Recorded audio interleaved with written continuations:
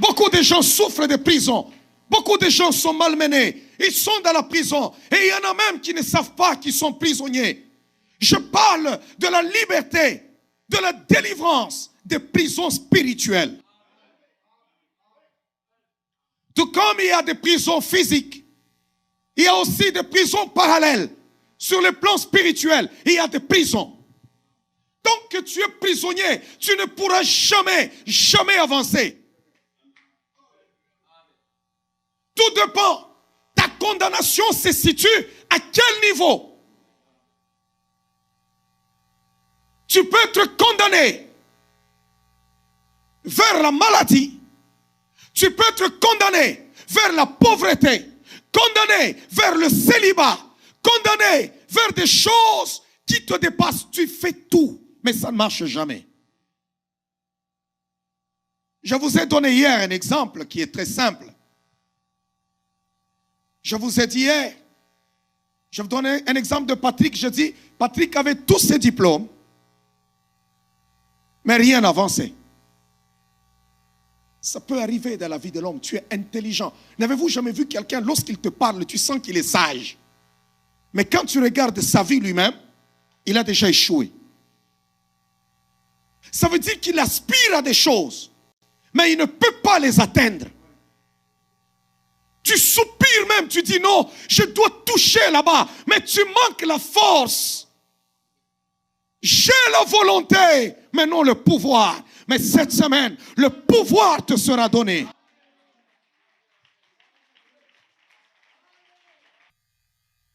Le diable se nourrit de nos échecs. Lorsque les gens nous insultent, lorsque les hommes disent, waouh, on va voir, la voilà, regarde comment elle est devenue, regarde comment il est, il ne réussira pas celui-là. Waouh, ce démon-là est content. Il dit, ok, je vais encore leur servir ça. C'est pourquoi un enfant de Dieu ne doit pas être un moqueur. Et l'homme qui ne marche pas selon les conseils des méchants, qui ne s'assied pas en compagnie des moqueurs, et qui ne s'arrête pas sur la voie des pécheurs, mais qui trouve son plaisir dans la loi de l'Éternel. Alléluia.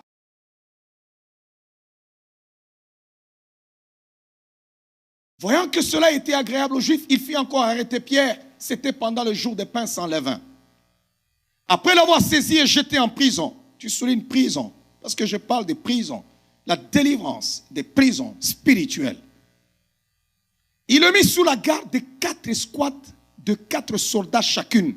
Donc ça fait 16 soldats.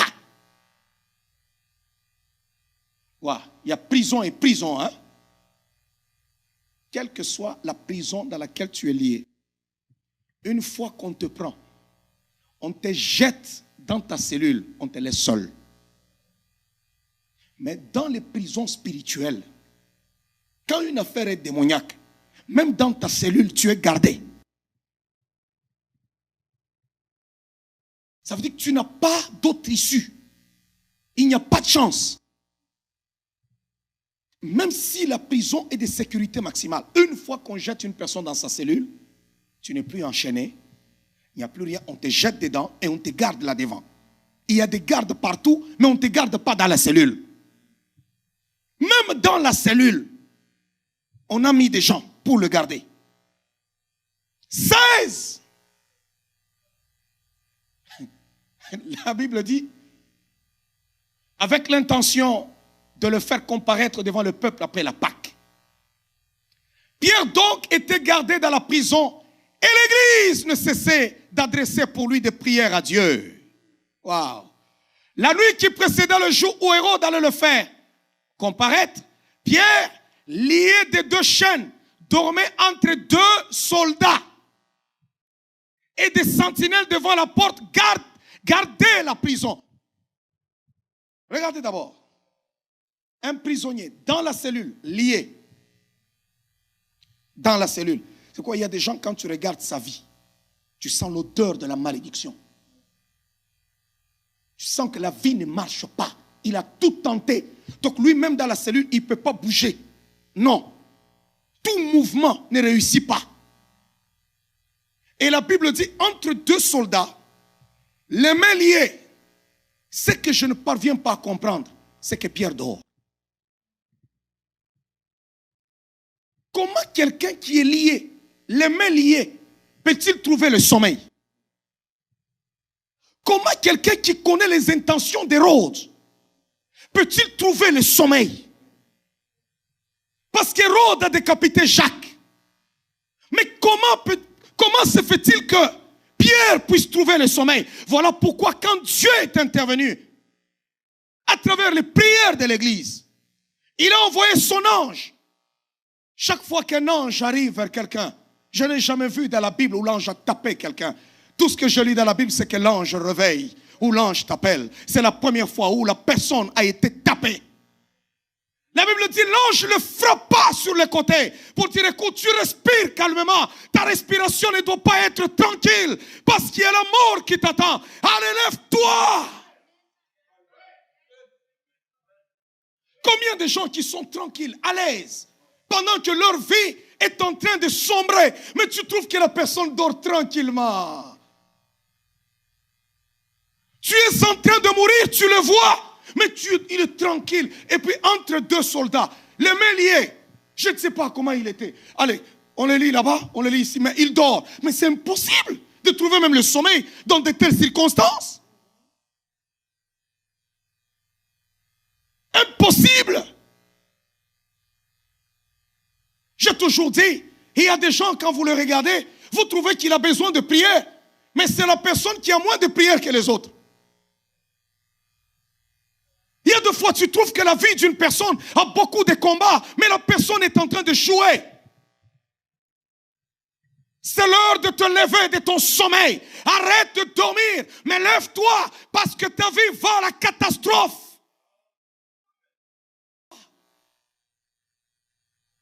Tout est bloqué, tout est enchaîné, mais la personne ne trouve même pas. Quand tu veux prier sans même la lourdeur, je vais prier demain. Il n'a pas conscience. Lève-toi. Il n'y a pas de miracle qui pourra se faire tant que tu seras couché. Pour sortir de la prison, on n'est pas couché, mais on doit être levé. Comprenez-moi très bien, je suis en train maintenant d'entrer en profondeur. Des gens qui dorment, ils dorment là. L'ange réveilla Pierre en le frappant au côté. Je ne pense pas que quelqu'un ici d'entre nous peut aimer qu'on le réveille en le frappant. Même quand quelqu'un t'appelle là, Patrick, tu vas te fâcher. Tu dis, mais pourquoi tu peux me réveiller comme ça? Réveille-moi calmement. Mais l'ange est descendu avec une telle brutalité. Pourquoi? Parce que c'était anormal ce que Pierre faisait. C'était anormal. Ce qui se passe dans ta vie est anormal. Tu es distrait pendant que l'histoire de ta vie est en train de s'éteindre. Pendant que ta vie est en train de sombrer. Mais tu es en train de dormir. Lève-toi de ton sommeil. On a des prières à midi ici. On a des rotations de prières le soir. Combien de gens qui pleurent pour dire Seigneur transforme ma vie, qui sont capables à dire je veux aller chercher Dieu. Je veux aller chercher Dieu. Mais on a des gens qui sont tout simplement prêts pour se plaindre. Je n'ai pas vu, je n'ai pas vu. Dieu n'a pas agi. Moi, ça n'avance pas. Moi, ceci, cela. Comment peux-tu vivre la gloire de Dieu tant que tu es, bien-aimé, indifférent, même par rapport à tout ce qui se passe autour de toi? Tu peux même être impressionné par la présence de ces soldats, de ces gardiens qui sont autour de toi. Ça doit te réveiller pour dire, waouh, moi je suis le prisonnier du roi. Donc ces messieurs ne veulent même pas que je m'échappe d'ici. Le mal est déjà conçu dans son cœur. Seigneur, viens me sauver. Seigneur, viens me sauver. Non, la personne est là en train de dormir. Combien de gens qui cherchent à ce que Dieu opère le miracle dans leur vie, mais ils sont les dernières personnes à jeûner et à chercher la main de Dieu. Voilà pourquoi tu demeures toujours dans la prison à cause de ton sommeil. Le sommeil, c'est un signe d'accepter la situation. Je l'accepte. Ils ont tué Jacques, qui vient me tuer aussi. Ah, l'ange arrive. Il tape sur le côté. Bam, bam. Je vais y aller un peu rapidement. Mais je vais revenir pour vous parler pourquoi il n'a pas tapé à la tête, ni aux pieds, mais juste sur les côtés. Il tape là. Heureusement, Pierre s'est levé. Parce que si c'était d'autres personnes, il te tourne même l'autre côté, elle tape encore ici. Moi, j'ai envie de dormir. C'est anormal. Et il y a des vies quand vous regardez, il y a des vies quand tu le regardes, tu dis, waouh, ça c'est une vie que l'ennemi est en train de gâcher. L'ennemi est en train de gâcher. Mais il t'a donné juste une onction du sommeil. Dors. Dors. Tu vois, la personne ne comprend pas. Moïse dit, Seigneur, apprends-moi à compter le nombre de mes jours. Apprends-nous à compter le nombre de nos jours pour que nous appliquions notre cœur à la sagesse. Tu dors. Tu as quel âge maintenant? Tu dors. Wow. Tu dors. Hérode a déjà décidé, une date est fixée pour en finir avec toi. Ce n'est plus le temps de dormir parce qu'il y a des promesses qui t'attendent.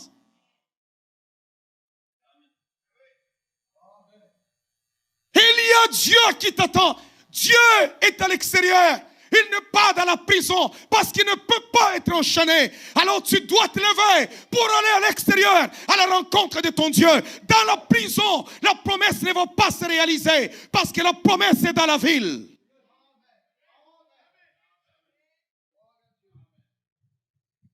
Wow, wow. Est-ce que quelqu'un m'entend? Quelqu'un m'entend? Oh, quelqu'un peut dire à son voisin, lève-toi, ne dors plus.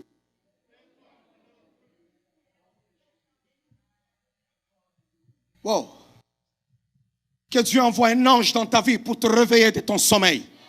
Que Dieu envoie un ange dans ta vie pour te frapper sur le côté et te dire, lève-toi pendant que tu dors. Ce n'est plus le temps de dormir, mais lève-toi. La vie est en train de sombrer. Le diable est en train de la décomposer. Mais tu es là, tu es en train de dormir. Allez, ça, tu perds ceci. Ok, là c'est bloqué, là c'est compliqué, mais tu es là toujours en train de dormir. Non. Il y a des moments où on ne dort pas. Il y a un temps où on ne dort plus. On se dit non, je sens quelque chose qui n'est pas de Dieu. Je sens qu'il y a quelque chose qui a une main noire. Pour l'amour de Sion, je ne me tairai point. Pour l'amour de Jérusalem, je ne prendrai point de repos. Il y a des moments où on refuse le repos. Mais vous trouvez des gens, Dieu lui-même s'en chargera. Lui-même, il sait. Non, Dieu t'attend dehors. L'ange arrive, il tape. Paf, paf. Lève-toi, lève-toi. Tu dors, toi? Tu dors? Il y a des gens, quand tu le regardes, il n'est même pas soucieux de sa vie. Le diable est tellement entré, il s'est même assis sur son raisonnement. Il s'assoit là, il a même mis son tabouret dessus. Sa tête est coincée là en dessous. Il ne peut même pas se soucier, il accepte la prison, un condamné à mort. Il y a des gens, la prison c'est chez eux. Condamné à perpétuité. Sans possibilité de libération conditionnelle. Alors il s'est dit déjà, il s'est blindé dans sa tête pour dire, bon, ok, il y a des gens comme ça, il dit, bon, ma vie, j'ai trouvé des chrétiens qui disent, moi je sais que ma vie c'est toujours compliqué. Il accepte la prison de sa vie. Et il conjugue le verbe de prisonnier. Compliqué.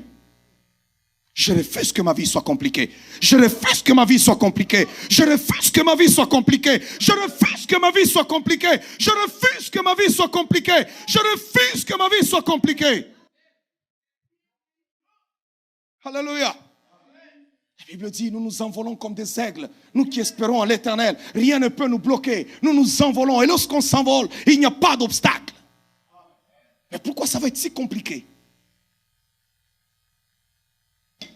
Lève-toi. Et voici, un ange du Seigneur survint et une lumière brilla dans la prison. L'ange réveilla Pierre en le frappant au côté, en disant, lève-toi promptement. L'ange ne lui dit même pas, lève-toi. Non, lève-toi vite. Tu dors. Ce n'est plus le temps du retard. Rattrape le retard. Lève-toi promptement. y a urgence. Il y a urgence. Il y a urgence. Tu dois rattraper le retard. Parce que ton ennemi a déjà fixé une date. Il ne faut pas qu'il te trouve dans la prison à cette heure-là. Ça sera trop tard. Jacques est mort, mais toi tu ne mourras pas. Lève-toi. Si les autres sont morts avec la même maladie, mais toi tu ne mourras pas. Lève-toi. Si tous les membres de ta famille ont échoué, toi tu n'échoueras pas. Lève-toi. Si les autres qui ont le même diplôme que toi n'ont pas avancé, lève-toi parce que toi tu avanceras. Si Jacques est mort dans cette même prison, toi tu ne mourras pas dans cette prison. Lève-toi maintenant. Lève-toi. Wow, wow, wow, wow, wow, wow, wow, wow.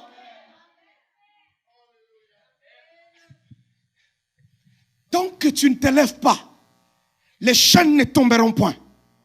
Se lever, c'est une prise de conscience.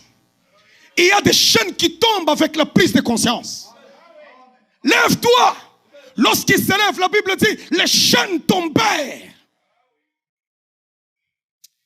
Wow, wow, wow, wow, wow. La première des choses qui tombent, ce sont les chaînes.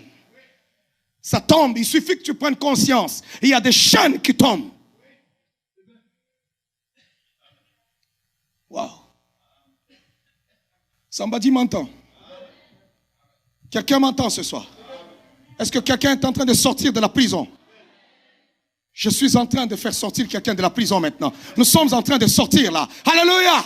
Parce que là, nous parlons d'un prisonnier, de quelqu'un qui est lié au milieu des soldats, au milieu des gardiens, avec des chaînes. Quelles que soient les chaînes qui t'ont emprisonné, quel que soit l'homme qui t'a emprisonné, quel que soit le nombre de gardiens. Mais laisse-moi te dire aujourd'hui, Dieu a dépêché son ange pour venir te sortir de là.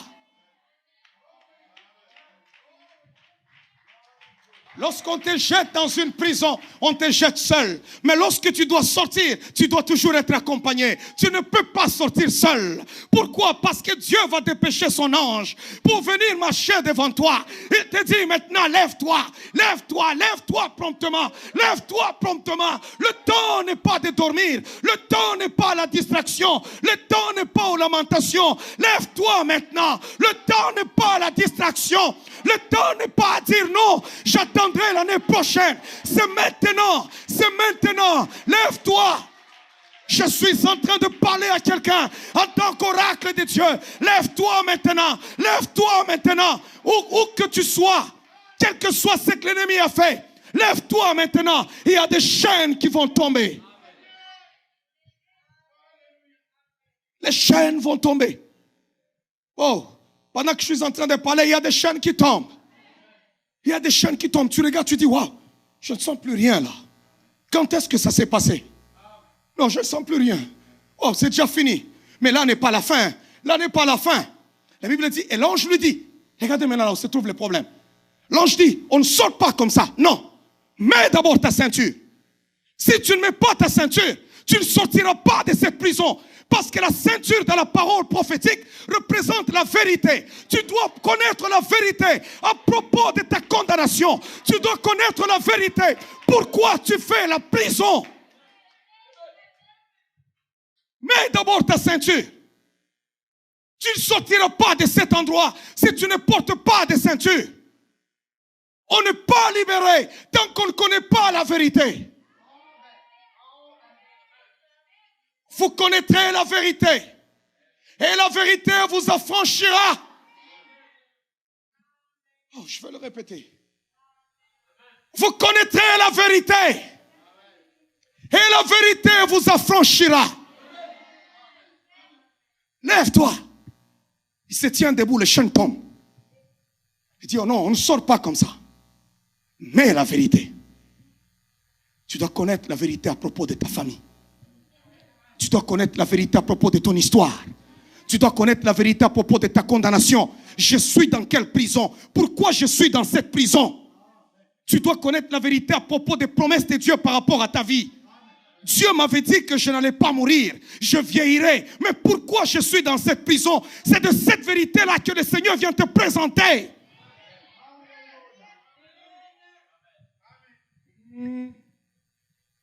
Quelqu'un m'entend?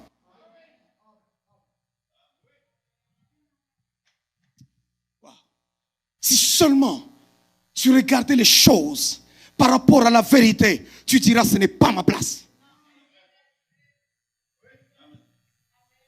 Si tu connais la vérité, bien-aimé, je me souviens une fois David, durant son règne, on a établi une loi en Israël. Et cette loi-là disait que le boiteux et l'aveugle n'entreront point à Jérusalem. Aucun boiteux, aucun aveugle ne pouvait entrer à Jérusalem. Alors il s'arrête, il dit, y a-t-il encore quelqu'un de la famille de Saül, de la maison de Jonathan, pour que j'exerce envers lui de la bonté? On lui dit, il n'y a personne, mais il reste un fils. Il reste un fils. C'est un boiteux. Il ne marche pas. Mais au roi, il y a une loi qui dit, aucun boiteux ne peut entrer ici. Mais la Bible déclare que Jonathan aimait David. Il lui avait donné son épée, son arc. Il lui a donné, je ne sais pas ce qu'il a, son manteau, ses vêtements. Et il lui a donné aussi sa ceinture. Leur alliance était basée sur la vérité. La vérité, c'est qu'il soit boiteux, qu'il soit pas boiteux. Il est fils de Jonathan. La vérité nous donne le droit de braver même les lois établies. Il y a une loi qui t'interdit, mais la vérité dit, toi tu dois entrer là-bas. Wow, quelqu'un m'entend? J'aime Jésus-Christ qui dit dans le livre de Jean, chapitre 8, le verset 32, il dit, vous connaîtrez la vérité et la vérité vous affranchira. Je veux parler à quelqu'un ce soir qui soit franchi par la vérité à propos de ton histoire. Ne fais pas semblant, ne fais pas semblant, ne fais pas semblant. Regarde d'abord, il y a plusieurs vérités que tu dois connaître à propos de ton histoire. Regarde seulement, tu te diras, waouh, je suis en retard. Ne fais pas la vérité, habille-toi de la vérité. C'est le premier élément que Paul a nommé en Éphésiens chapitre 6, le verset 14. Il dit, portez à vos reins la vérité pour ceinture. Vous ne pouvez pas résister à votre ennemi si vous n'avez pas encore porté la vérité. Tu dois connaître la vérité à propos de toi-même. La vérité à propos de ta nature. Qu'est-ce qui fait que tu te retrouves toujours dans des situations compliquées? Qu'est-ce qui fait que tu es enchaîné? Qu'est-ce qui a fait que tu sois condamné? Pourquoi es-tu condamné? Pourquoi es-tu en prison? Tu as besoin de cette vérité.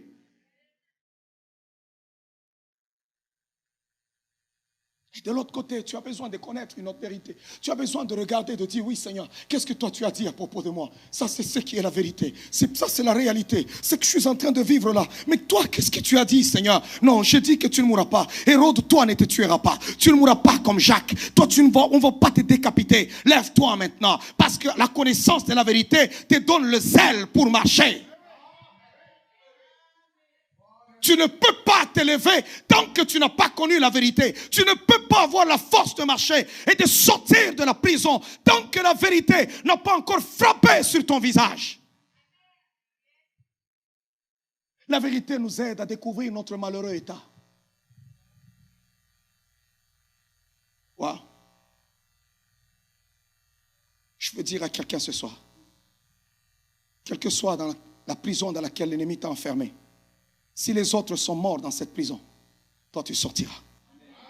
Oh, je suis en train de parler en tant qu'oracle de Dieu. Si les autres sont morts dans cette prison, tu sortiras. Si les autres sont morts dans cette prison, toi tu sortiras. Tu ne mourras pas comme Jacques. Tu ne mourras pas comme les autres. Parce que vous connaîtrez la vérité. Et la vérité vous affranchira. Aujourd'hui, une vérité t'est présentée. Jésus en nous, Christ en nous. C'est l'espérance de la gloire. Une vérité t'est présentée. Qu'il s'est fait pauvre pour que nous soyons bénis. Oh bien-aimé, il est monté à la croix pour nous sauver. Alléluia. Sors de ta prison. Nous voyons le processus de sortir d'une prison. Regardez comment Pierre, on est en train de le faire sortir maintenant. On n'est pas juste arrivé là, on le tient la main, on commence à courir avec lui. Non. Lève-toi d'abord. L'ange ne va pas te transporter. Lève-toi. Deuxièmement, Mais ta ceinture, il y a 3 choses que tu dois prendre avant de sortir de la prison. Ta ceinture, tes sandales, mets-les. Parce qu'il y a un chemin à faire. Tu dois persévérer. Tu as besoin de sandales. Parce que le combat sera rude. Tu as besoin de sandales. Porte tes chaussures. Sinon, tu ne sauras pas résister. Mets tes sandales. Parce que tu vas arriver à une étape où ça va être compliqué, ça va être difficile. Mais porte tes sandales.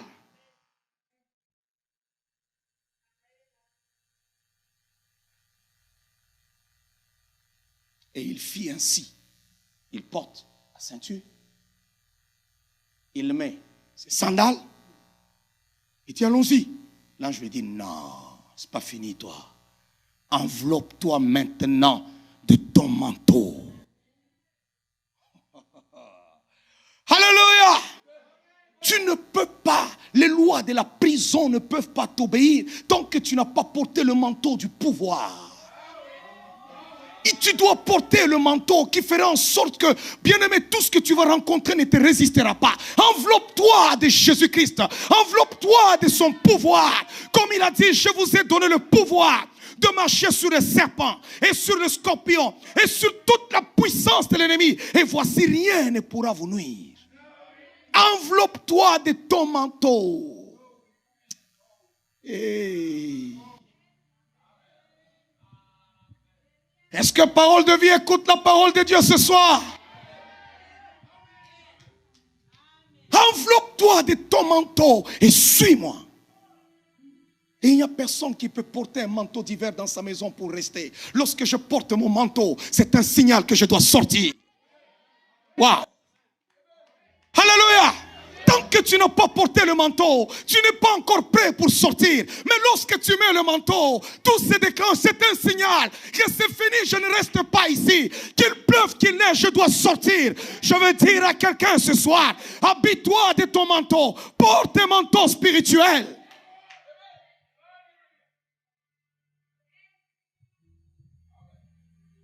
Je suis fatigué de cette prison, je ne veux plus rester.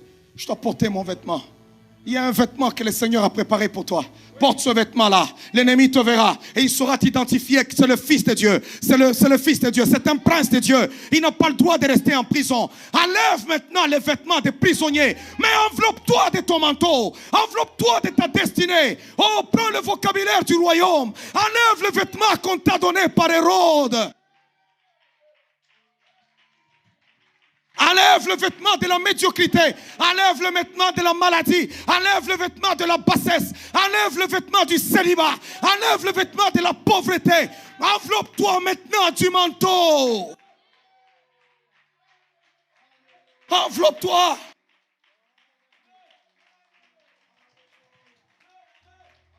Tu ne sortiras pas de cette prison si tu ne portes pas le manteau. Enveloppe-toi, enveloppe-toi, enveloppe-toi, enveloppe-toi. J'aime l'évangile. J'aime l'évangile. Parce que l'évangile apporte la liberté. Oh, je sens que quelqu'un est en train d'être libéré. Je sens qu'il y a une vie qui sort de la prison ce soir. Il y a une vie qui sort de la prison. Il y a des chaînes qui tombent ce soir. Il y a une vie qui est en train d'être libérée. Il y a une vie qui est libérée maintenant. Oh, il y a une vie. Il y a une vie qui est en train d'être libérée. Il y a quelqu'un qui est escorté par les anges de Dieu aujourd'hui. Il y a quelqu'un qui est escorté par les anges de Dieu. Tu as déjà remué le ciel pour aller te chercher dans la prison dans laquelle tu te trouves. Tu dois sortir de la prison. Tu dois sortir de la prison. Oh, enveloppe-toi de ton manteau. Enlève tout vêtement qu'on t'a donné par Hérode. Enlève-les. Jette ces vêtements. Les vêtements de la médiocrité. Refuse ces vêtements-là. Enveloppe-toi du manteau. Enveloppe-toi, enveloppe-toi. Tu as un manteau de père de l'église. Tu as un manteau, c'est toi Pierre. Sur cette pierre, il a dit, je bâtirai mon église. Tu n'es pas un prisonnier. Refuse ces vêtements qu'Hérode t'a donné. Refuse ces vêtements qu'Hérode t'a donné. Enveloppe-toi du manteau. Porte le manteau de la victoire. Porte le manteau de la victoire. Porte le manteau de la résurrection. Porte le manteau de l'élévation. Porte le manteau. Refuse le manteau d'Hérode.